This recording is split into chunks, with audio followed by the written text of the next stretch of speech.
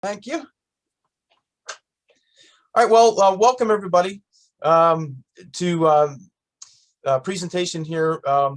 I'm Ben Fronick. I'm the president of the Briar Creek Association for Watershed Solutions, and just welcome you.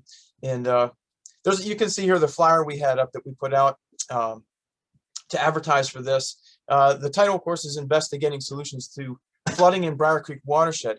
Now, while the title, suggests that this is going to be specific to the Briar Creek Watershed, a lot of the stuff that I'll talk about today is applicable wherever you are, and you'll get the feel for that as you see, how much the information that I have here and where I pulled from, and and just the general lessons that we'll get. My goal for this is modest.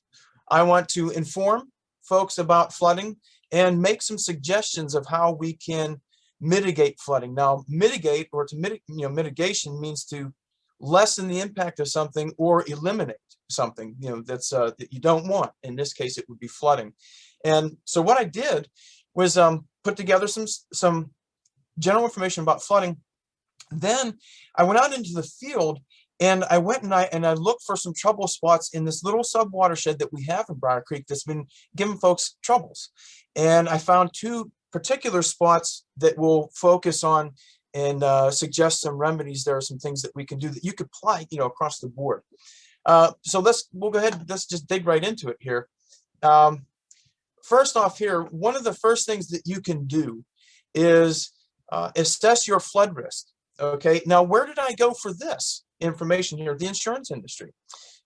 You can see there's a link right down there where I got the flavor of this information. I'll just go through these. Number one, don't assume your place is safe from flooding. Wherever you are, you could be on the top of a hill, and you still might be able to get some flooding there. There are different types of flooding, and we'll talk about that.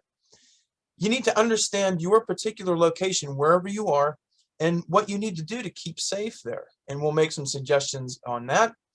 Also, think about how flooding or just water or waters could get into spaces on your property, for example, maybe a garage, maybe your house, basement, your yard, wherever. And what you can do. Think about what you can do to protect those. We'll talk about that too. You can do site flood analysis and risk assessment, and I'll make some suggestions for that. We'll think about the types of floods, the sources, where that water comes from. That's something we're really going to focus on here, and you'll see that in my two sort of case studies that we have, or two examples.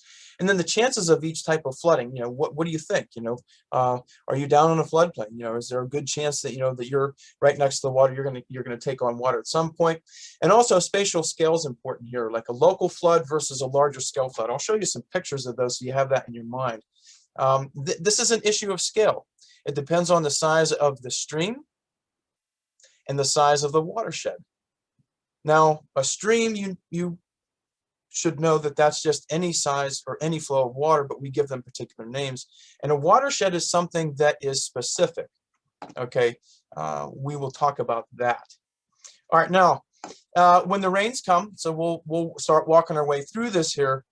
These are pictures that I'm going to show you. I'll tell you when they are from Briar Creek Watershed, and this one is.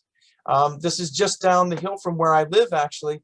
And can you see my cursor floating around on the screen? You should be able to. Is it on? Yeah, we can see it, Ben. Volume. You can see it? Okay. All right. So right here, you can tell this was a new bridge, and they had put that in, I believe it was that summer, the summer and fall just before the springtime when we got this big rain, and you can see how high that water got up. So it was testing that out. Now, if you get enough rain,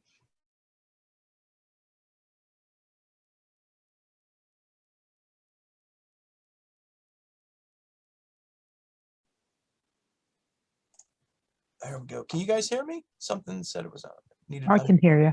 There we go. Thank you. And so if the waters get high enough, you might actually get a flood. But that's just a stream type of flood. That's one type. Okay. Well, what we want to do is you want to know the chances that a stream will flood.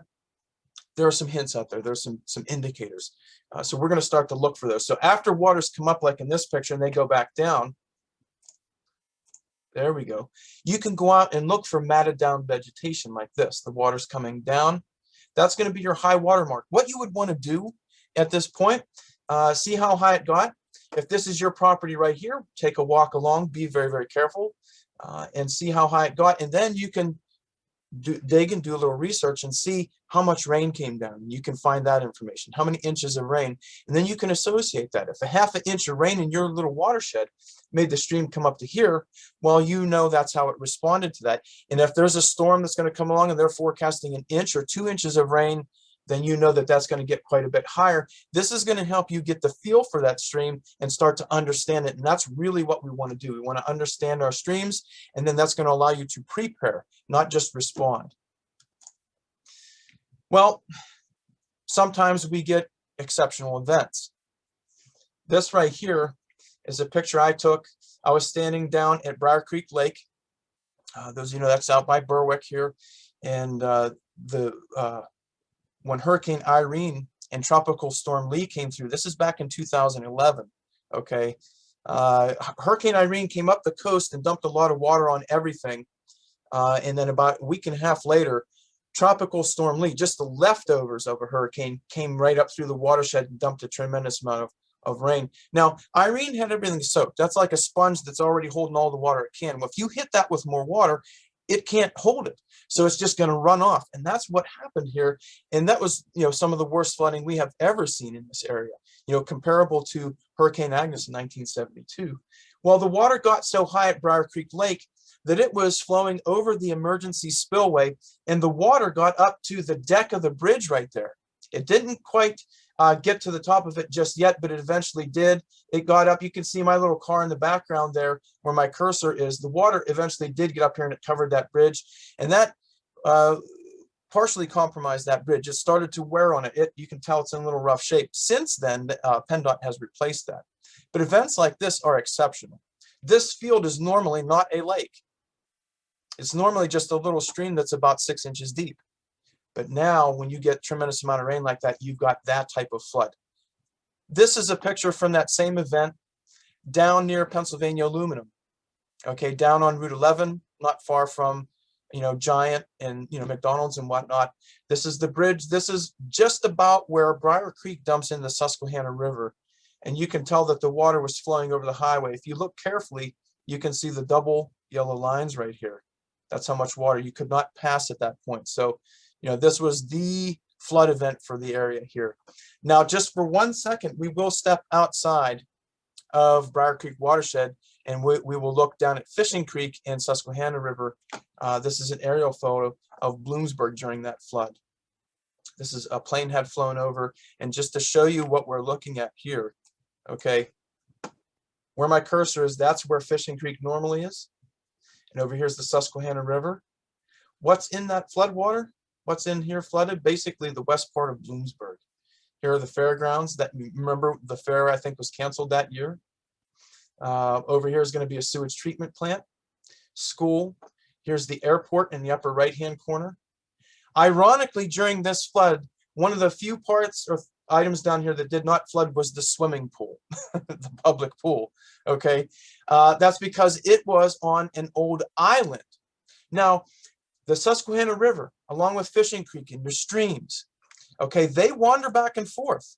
And that's really, that's tied to your physiography, the landscape. Now, when Brittany Hartzell, you know, with a conservation district, when she had her presentation just recently, she talked about streams and how dynamic they are, how they work. They are in an equilibrium. These streams are going to walk back and forth in their floodplain. And when the Susquehanna River was up here many years ago, it forked around an island there, and that's where we put the pool. So that's kind of an ironic thing right there. Now, events like this are the exception. We will look at some statistics later to see how you can understand that. They're very, very rare, but they are possible. They can happen. So we have to remember that they can happen. All right, now, another type of flood that we might not be familiar with besides a stream flood or even a flood where water's just, you know, come over the sidewalk in town, or maybe you get some water in the streets because the storm sewer's backed up. We're all pretty much familiar with that. Here is one that you might not be familiar with, an ice jam flood. Now, I took this picture just over the hill from where I live. Now here you have water coming down in the springtime, about now. If you've had a really good deep freeze and you've got, quite a bit of ice on your creeks, when that starts to melt, it's going to break up and it can jam up like this, and then it can really pile the water up there. All right, now what caused this right here? The stream got really shallow down here and narrow, and the ice could not flow through there easily, so it started to stack up, and it caused that, and then you had flood waters above it. And that ice, when it hits the wing walls and the abutments of these bridges, it can take chunks out of them, especially an older one like this one that I think was built back in the 20s. All right, so that's another type of flood that you might expect, and yes, you can get them here. The flash flood, this is the one we're typically familiar with, I would say. At this site right here, I did want to mention, you've got what would look like a floodplain in here, but you really don't have one there. Now, this is after a good thunderstorm and the stream has come up. And of course, it's spilling over the banks here and here. And normally you don't have water flowing around this. I know this site very, very well. Because our group, we have gone in and we have naturalized that section of stream right there. You would not recognize it. There's a ramp in there, so it's called an agricultural ramp, so horses can come down in there and they can get water in the stream but not beat it up too bad. We planted trees through there, and many of those trees today, this is just a few years ago, many of the trees today are so high you can't even see through there, so we naturalize that. That's some of the work that BCAWS does, by the way. We will go out and we'll take a stream like this that we've assessed. We'll talk about the assessment we've done in a little while.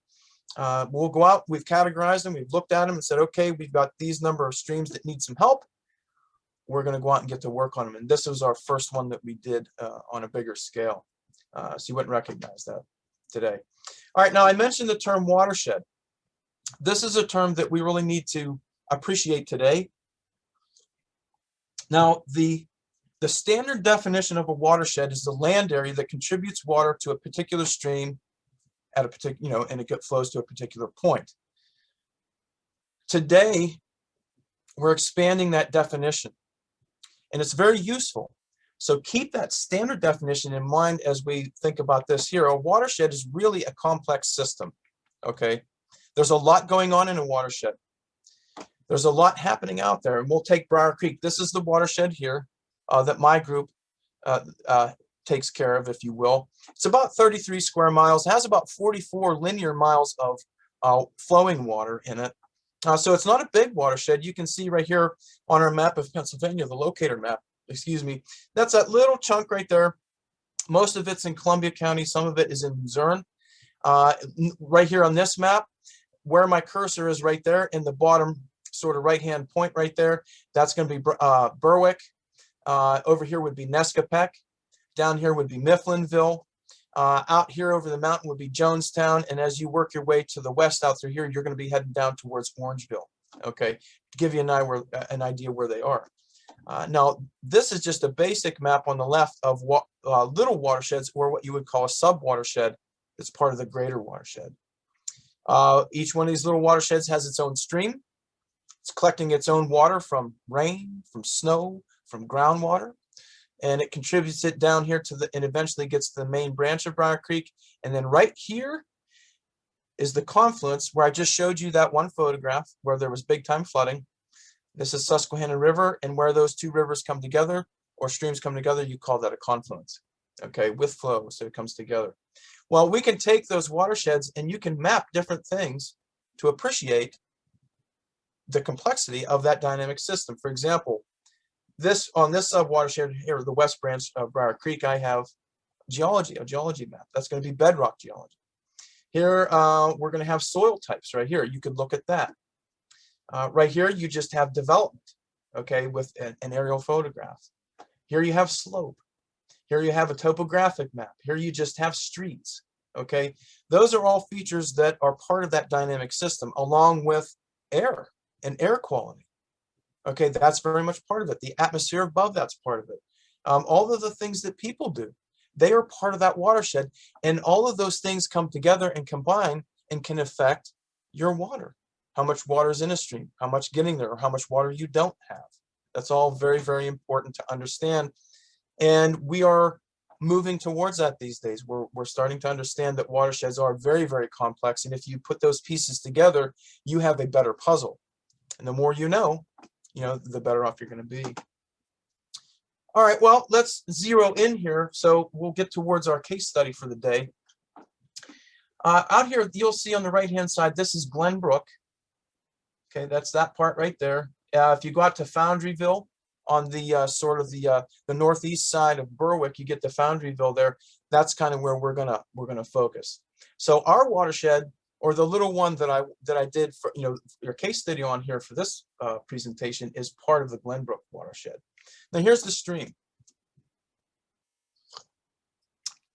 Oh, this is Glenbrook, not Cabin Run. So that's a mistake right there. That should say Glenbrook. This is Glenbrook flowing under normal conditions right here.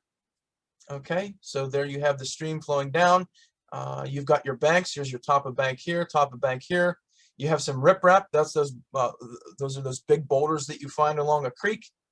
They are there to help protect a particular structure. Here you have a pipeline that was going across, so that's going to help protect that from flows and from damage. Then you've got some ag fields over here. This is a property, that's residential property there. You can see there's some grass over here. I think they were cutting that just for hay at the time being. So this is just below the site of concern. All right, now, how can you, as a landowner, property owner, or maybe you work with the watershed group or whatnot, how can you start to understand your watershed and the potential for flooding? Well, this is where you can start. Here we're looking at FEMA, the Federal Emergency Management Agency. That's a federal agency of the United States government, and they handle a lot of our hazards and disasters. Okay, and one of those things would be flooding.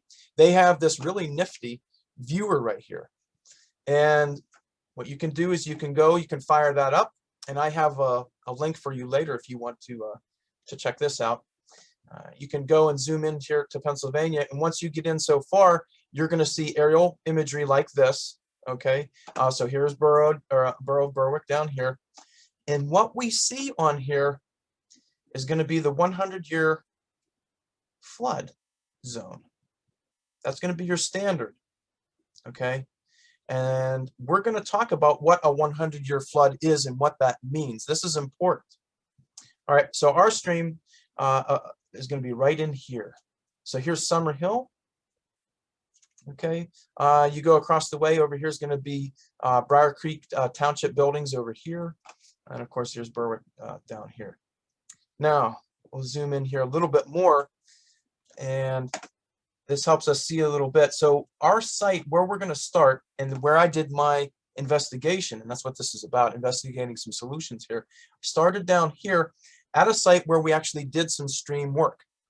And I'll show you a picture of that here in a second.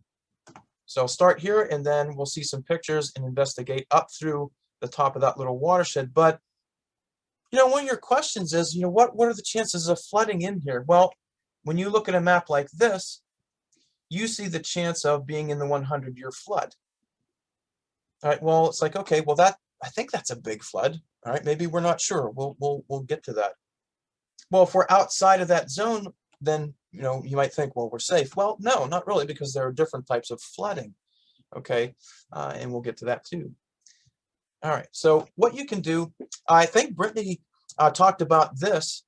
She noted that the United States Geological Survey Stream Stats program, this is free. Anybody can get on here, and you go out, you zoom in on your map, and pretty soon, once you zoom in so far, these blue lines are going to come up, and those represent your streams. And you can click on a point, and you can put together a report, and it will actually delineate the watershed. When I say delineate, I mean it'll give you the boundary of your watershed above that point where you clicked on a stream. So as long as you're on the network here, you can click on a dot, and it will tell you a lot of stuff. It will create a little watershed for you. That's what this is right here. So down here, all along the road and all along the stream right there, if you're wondering where the water comes and can cause flooding or damages here, it comes from this area right here. It comes from above, all around. And it collects, and eventually it will flow out down here. And that report, it's going to give you all sorts of things. And I have the report right here in front of me. You can see on the left-hand side some of the little indicators, some of the things you can get: depth of rock, whatever, stream density, all that kind of stuff. Some of the useful material that you might get out of that, it's going to give you, for example, the 1% flood, which is really the 100-year flood. It'll tell you how many cubic feet per second will flow through the stream at this point during the 100-year flood in this watershed. Now, in that prior slide, we didn't see that, but you can calculate. This will do that for you wherever you are on that watershed. So that's kind of helpful right there. Other things that you would get, it's going to tell you the area. So I'll tell you right now, the drainage area that we're talking about that's highlighted in yellow right here is 0.55 square miles. So keep that. Remember that number. Just over a half a square mile. That's not very big. Okay, so when you think about that, but once we put some numbers to this, the amount of rain and the type of volume of water that we can get here, it's going to, maybe surprise you. The mean annual precipitation, it'll tell you that here. Annually, you get about 41 inches of rain in this area. It also tells you how much forest you have. You have about 52 or 53% forest in that little area. Urban, not much at all.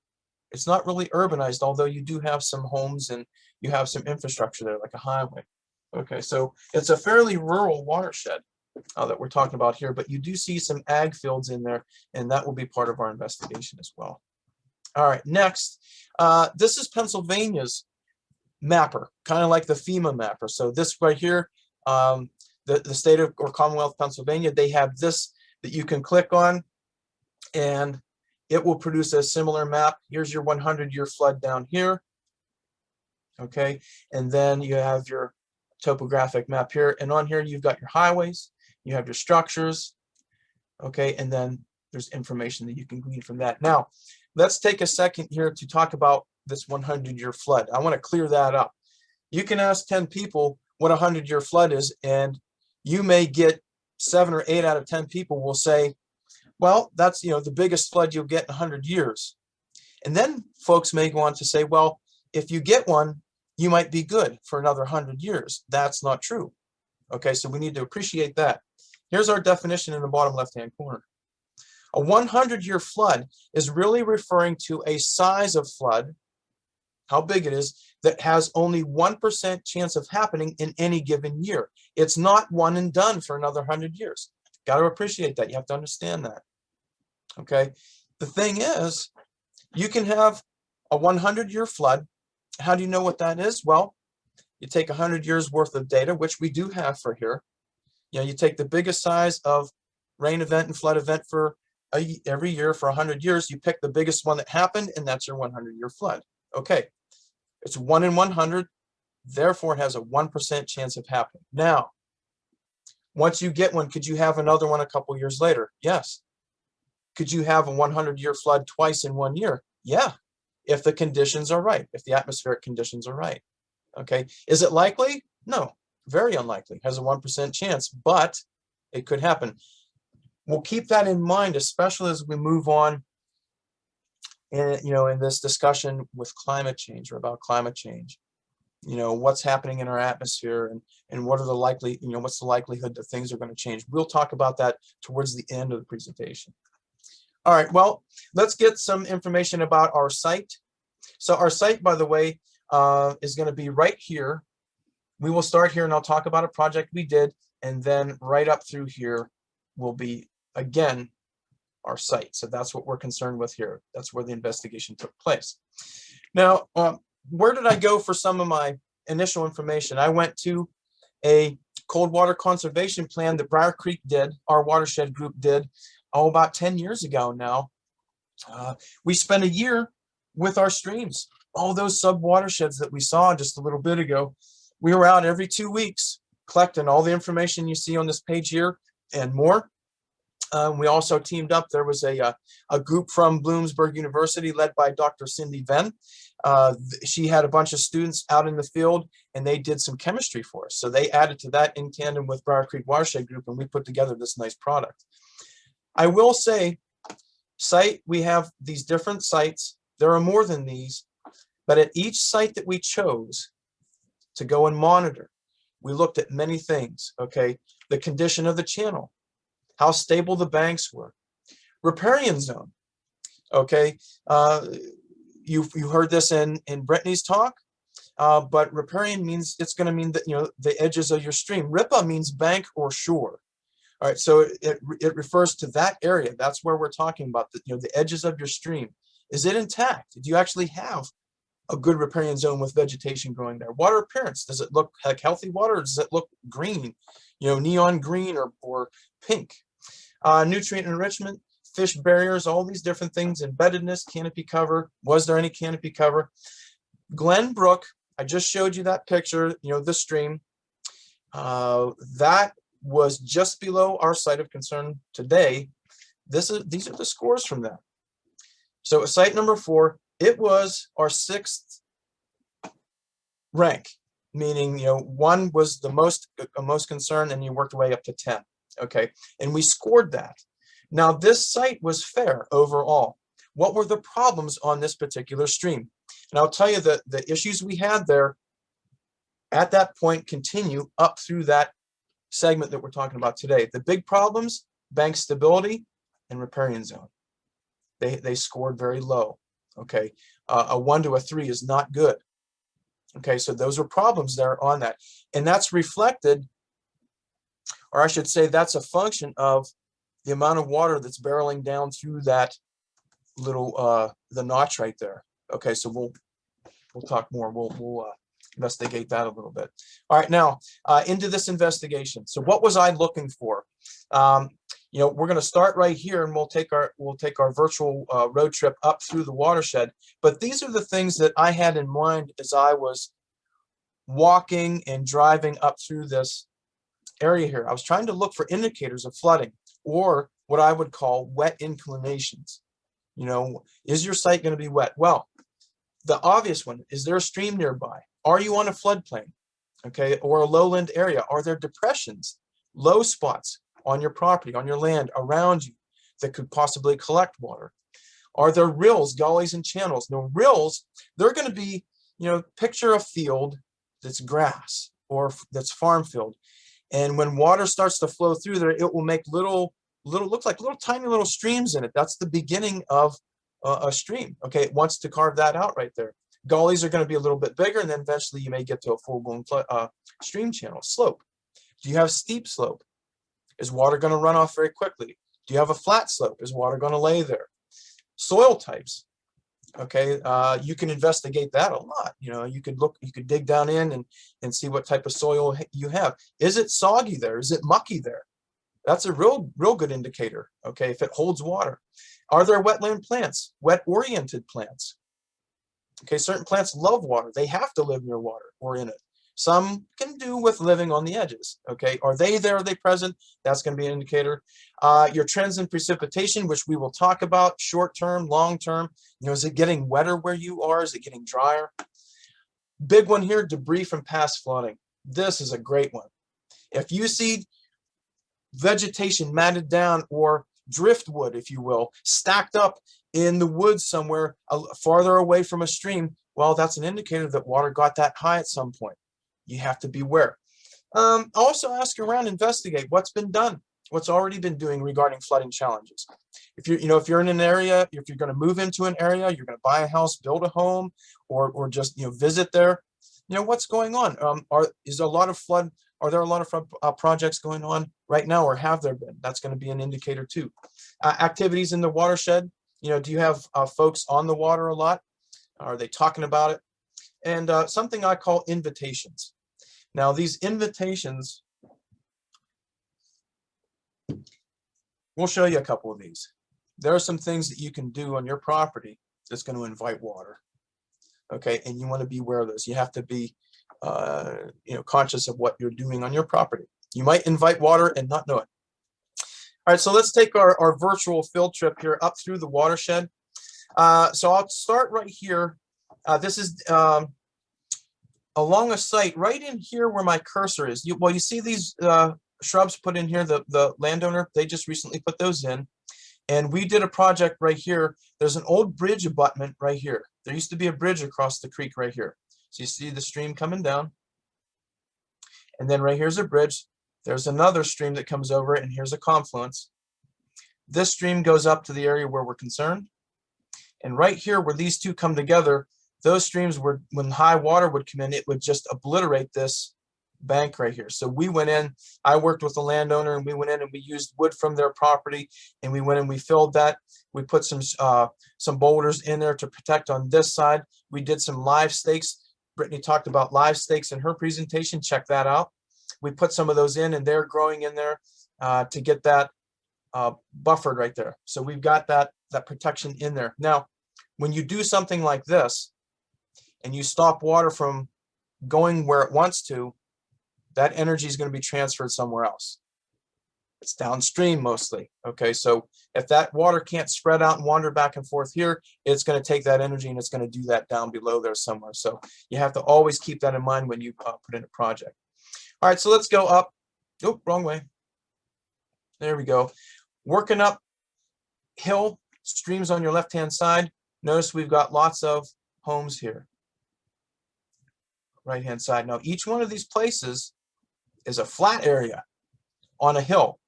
Water runs downhill, it's going to look for those flat areas. Those are going to be those inclinations and indentations that I'm talking about. So keep that in mind. We go up one more. Oh, there we go. Right here, this area looks like it would be high and dry. There's no stream behind it.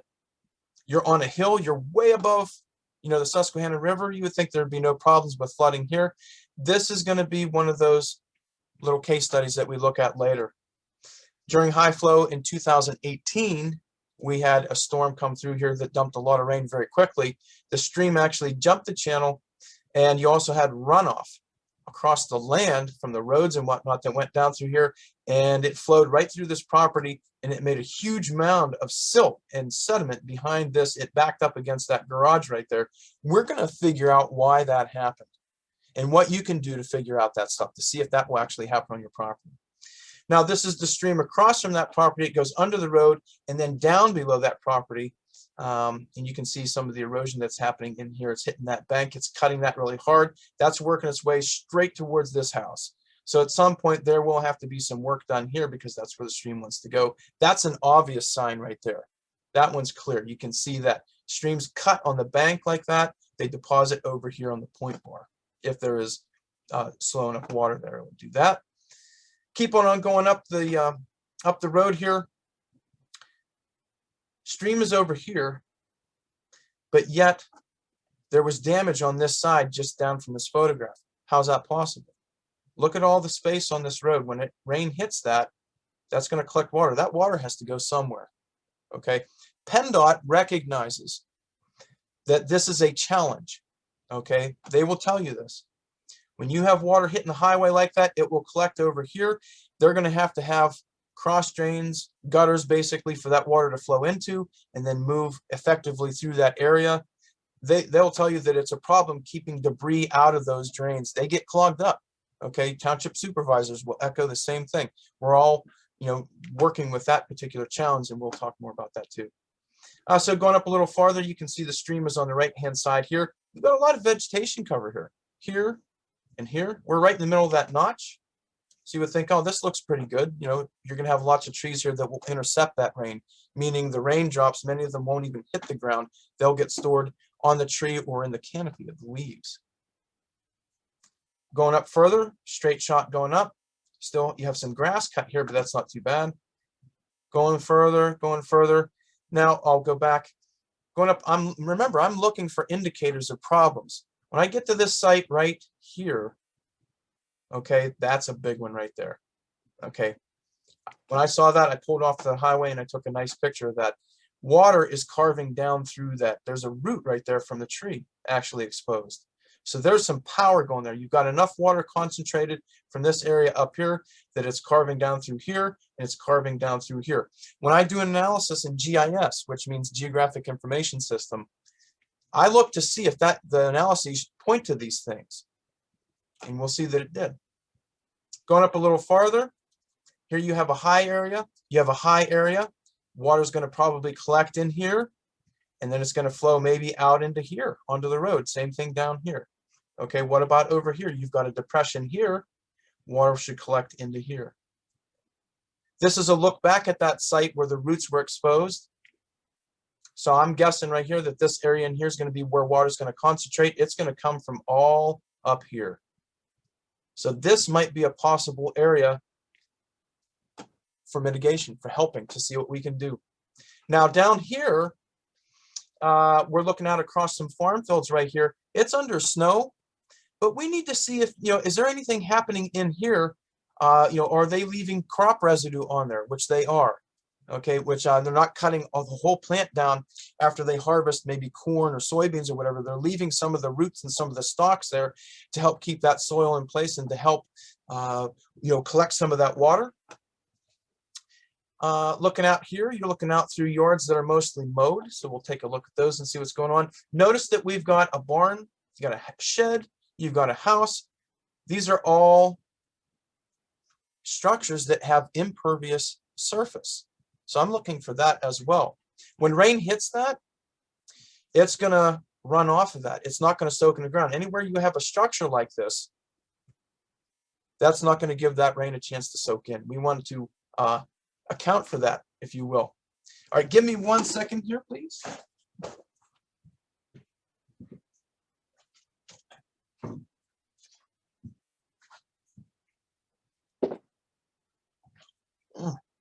Okay, there we go. Thank you.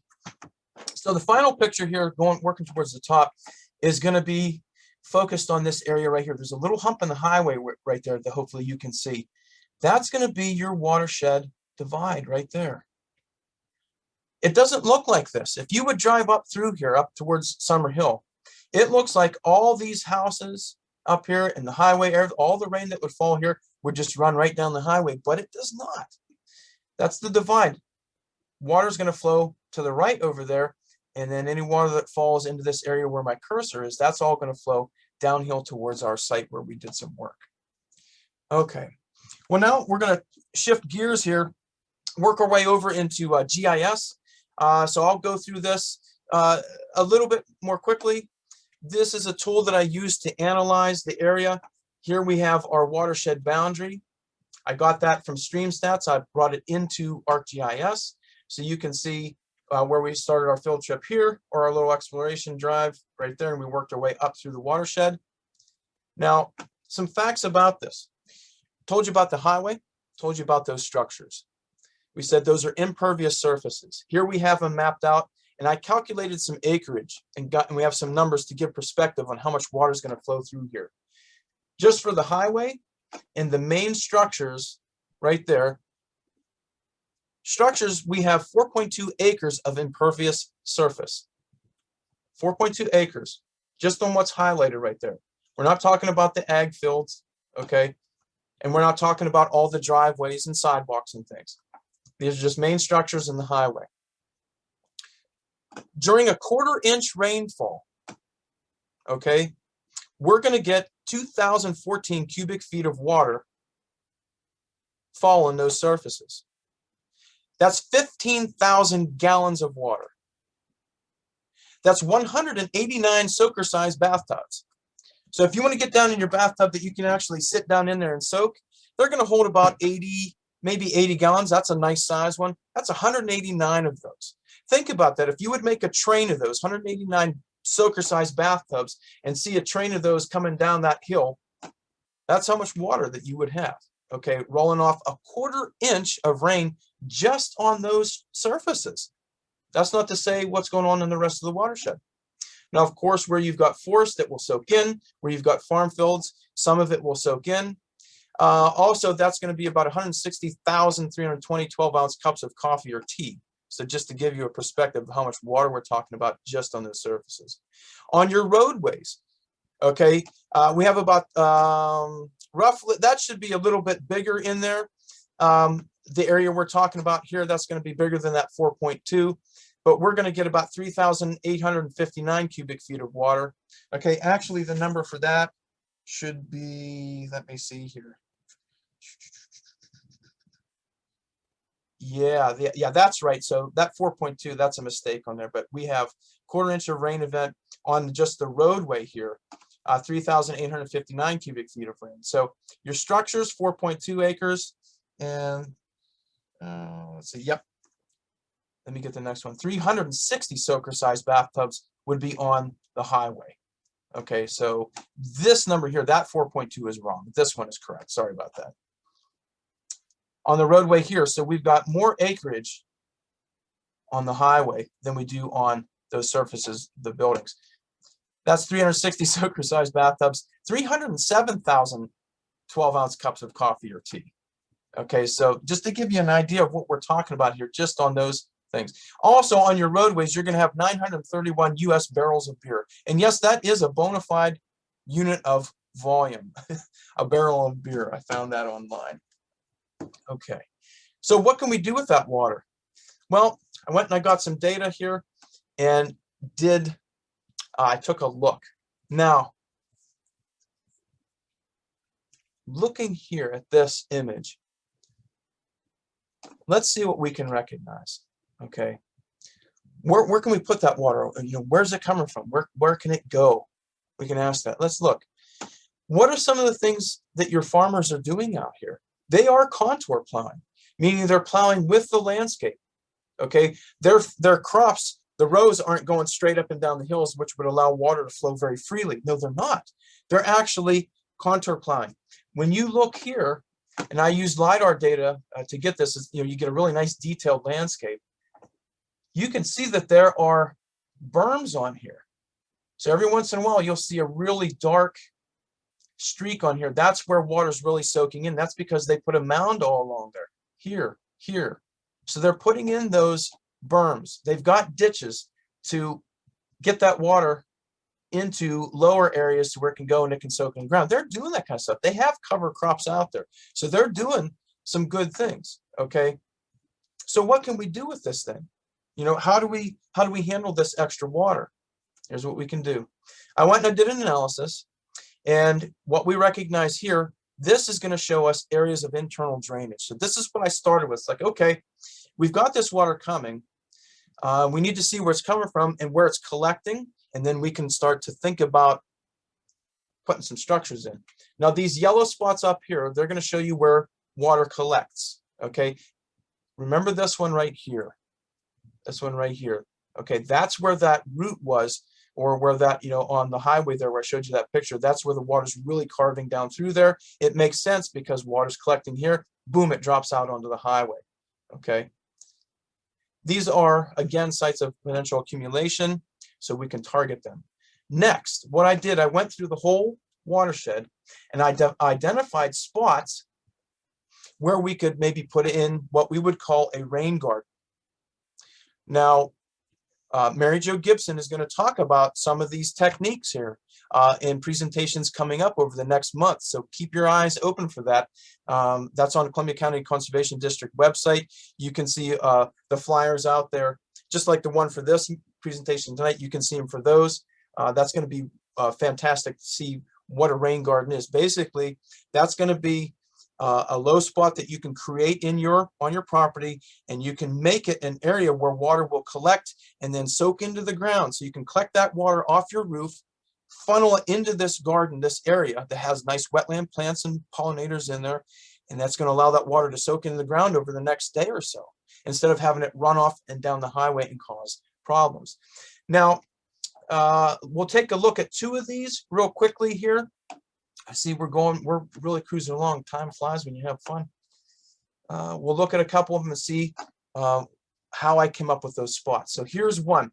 You'll remember back the first part of the presentation, I showed you a picture of a shed and I said that sediment accumulates there. This is that shed right here. Okay, so I was right over here when I took the picture, looking across the street at this area. The stream is over here.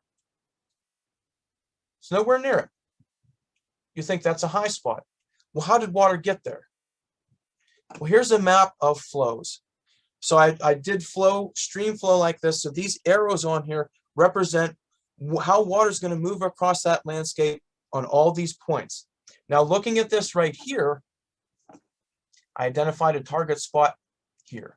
Now, these arrows right here, like this, coming off the roadway like that, any of the rain that hits that road over here is going to flow right into this yard. Okay, rain that's following here can come down here. This area all up here, all of that water is going to funnel right down into this yard, right into there.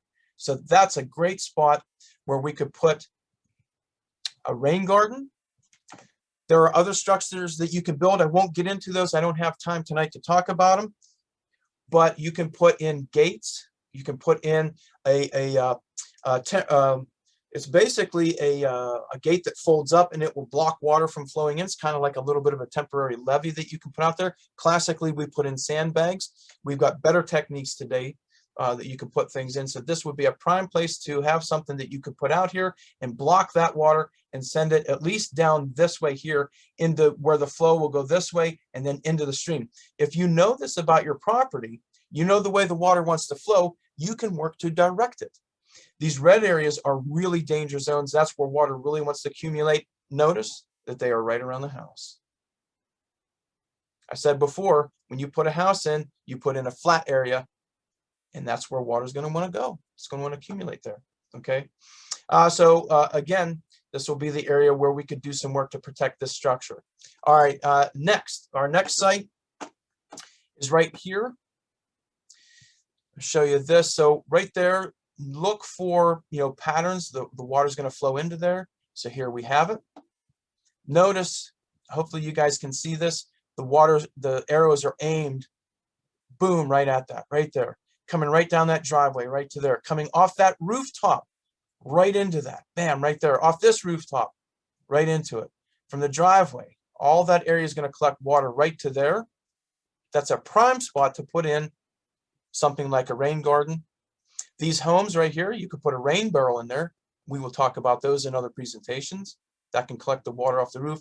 That's something that this property can do right there to eliminate just a little bit of that water. And if everybody jumps on board, we're going to be able to have a cumulative effect. Okay, so those are two spots. Very quickly talked about, how you can go in and identify the target area. Let me look at one more right here since we're here. Look at this spot. That's where the roots were all eroded out, right in here. Look at this. Look at all those arrows right there. They're all aimed, boom, right at this spot right here. So if you could put something in here, it will catch that water. Let me say that what you might do, even though these are ag fields, if we could put some more trees in along here, that will help catch some of that. One tree, one deciduous tree, a broadleaf tree over a year can easily catch 1,000 gallons of water. Think about that. So you put a few trees in, you're going to collect some of that water. Put some trees in, put a rain garden in, we are going to be on our way. All right, now let's talk some numbers here. We said that the big flooding out here, where that shed had all that sediment piled against it, where we saw a lot of the erosion happening here. I will say that a lot of the earth gets moved on, individual events. Your streams do most of their work over the year, though. They just, chip away at, moving materials. But you can have, a big thunderstorm dump a lot of rain in a short amount of time, and it can really carve out the landscape. All right. Well, let's look at September. So just some real quick stats. I ran some statistics on the precipitation in this area. It's a climate region. Okay, it has Columbia County and a few other counties in here. I tried to see, if our September was exceptional, during that month. That's the level of data that I could get.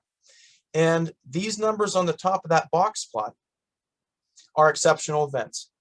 You crunch the numbers and it spits these out, and what it tells you is that September of 2011 was incredibly exceptional. It was outside the norm. Your normal stream flows will be in this box down here, and over here will be how much inches of precipitation.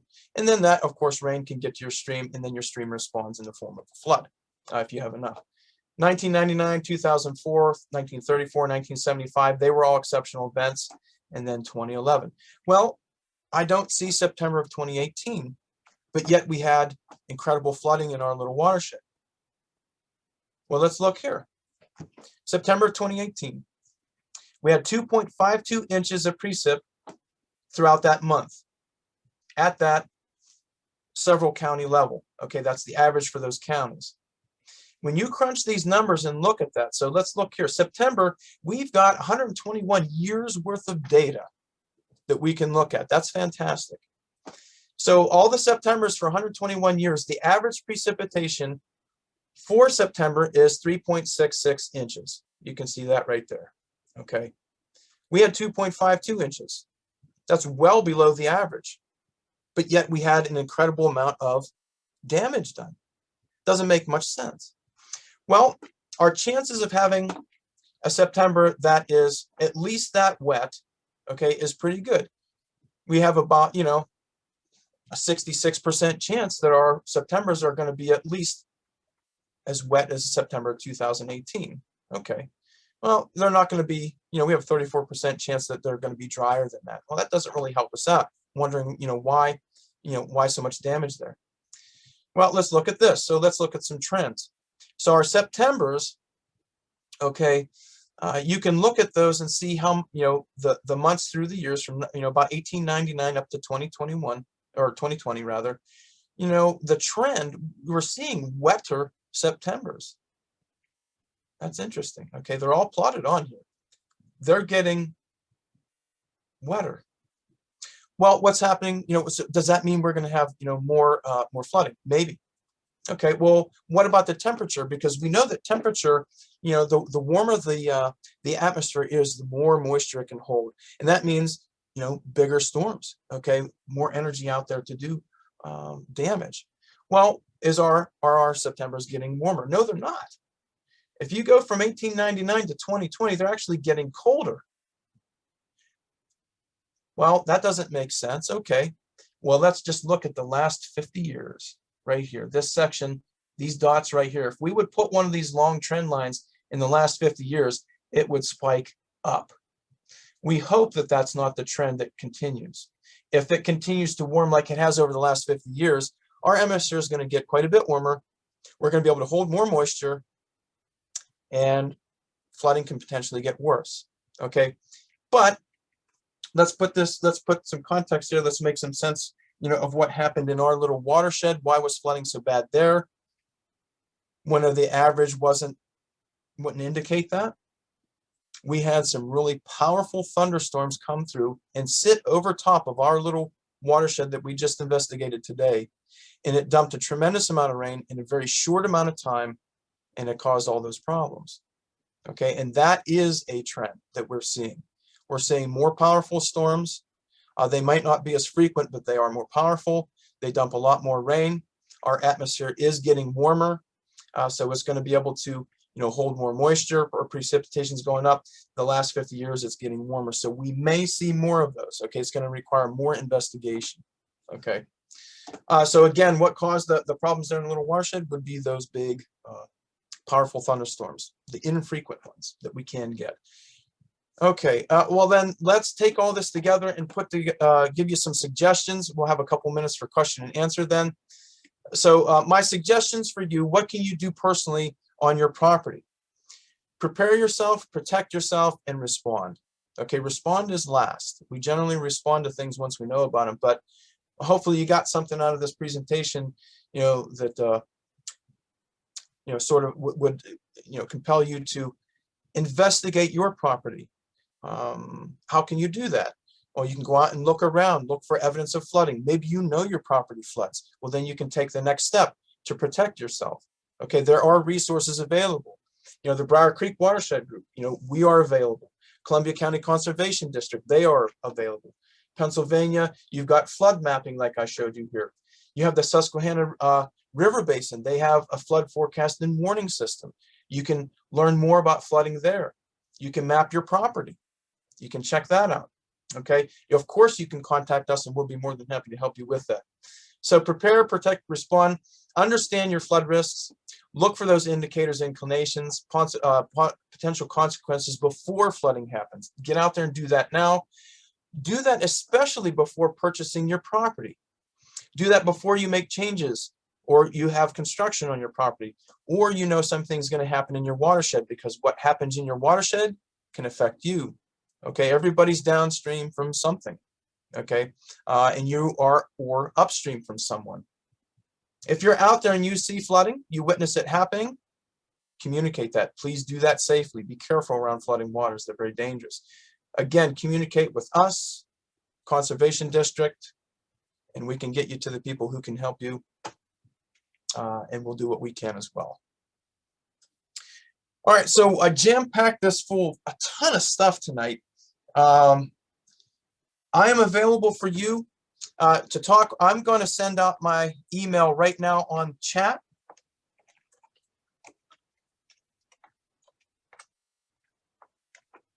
So that's in the chat right now. You'll see that. You can contact me. I'd like to open it up. We have a couple minutes for questions, if anybody has any. And if you would like, I'd be happy to go over any of the stuff we talked about. I don't have to leave exactly at 8. I have a couple more minutes. So any questions?